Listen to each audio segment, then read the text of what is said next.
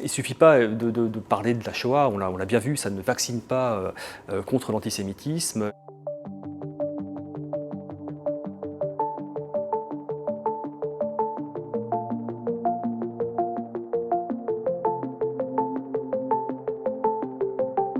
En 1990, à la suite de la profanation du site de Carpentras, on avait eu des manifestations monstres et on se souvient notamment du rassemblement à Paris du 14 mai 1990. Après Carpentras, on n'a plus eu de grandes manifestations en faveur des Juifs qui pouvaient être assassinés ou agressés en France. Et il y en a eu effectivement un certain nombre à partir des années 2000, avec Ilan Halimi jusqu'à l'Hyper Cacher, en passant par la suite par Mireille Knoll ou Sarah Halimi. Et c'est vrai que ces assassinats terribles commis par des tueurs islamistes, enfin des djihadistes, donc comment dire, les Juifs se sont sentis quand même assez seuls dans ces moments-là.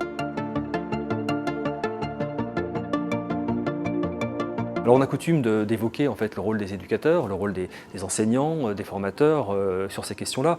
Je crois qu'il faut, hélas, insister. Il ne suffit pas de parler de la Shoah, on l'a bien vu, ça ne vaccine pas contre l'antisémitisme. Il faudrait, dans les programmes, un véritable enseignement de ce que c'est que l'antisémitisme, le racisme, les discriminations, je dirais dans une tendance longue de l'histoire, et pas uniquement à travers des points paroxystiques. Il faudrait une réflexion sur les mécanismes, une inscription aussi dans le présent, c'est-à-dire en fait une actualisation de ces questions-là dans les programmes, que les enseignants également soient formés, mais également la police, mais également les magistrats. Alors, il y a beaucoup de choses qui se font actuellement, mais on voit bien que c'est un peu une course de vitesse par rapport aux réseaux sociaux. Alors, on voit bien comme les choses peuvent basculer assez rapidement, et je pense qu'il faut également que le personnel politique, entre guillemets, que les élus fassent un effort véritablement au sein des partis, au sein des courants politiques pour se former à ces questions-là. Certains partis l'ont fait, ont initié en fait des groupes de travail sur le sujet, mais ce n'est pas quelque chose à régler en interne, c'est quelque chose où il faut faire venir finalement des spécialistes.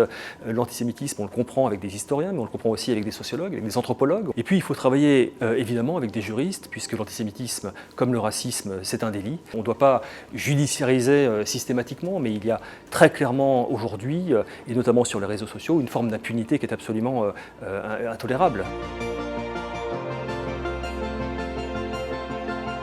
Alors, il y a un des aspects qui fait en fait, de l'antisémitisme une question assez complexe, en particulier aujourd'hui.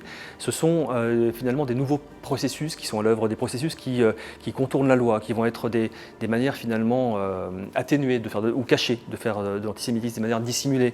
On songe par exemple à la codification, c'est-à-dire on va utiliser un pronom relatif, comme qui, on va mettre un point d'interrogation, qui domine le monde, qui, évidemment les Juifs, c'est l'implicite. On pense également à un célèbre manga dont des personnages, les dragons célestes, qui est un peuple doté de pouvoir, qui est assez imbu de lui-même, qui domine, etc., est utilisé pour désigner les Juifs sans les nommer. Toutes ces manières un petit peu détournées de protester contre le système et de protester contre les Juifs, qui sont censés finalement incarner le système, sont des formes qui sont aussi assez difficiles à déterminer ou à comprendre, parfois dans le cadre en fait, d'une audience judiciaire. Et ça, c'est aussi un enjeu actuel très très fort.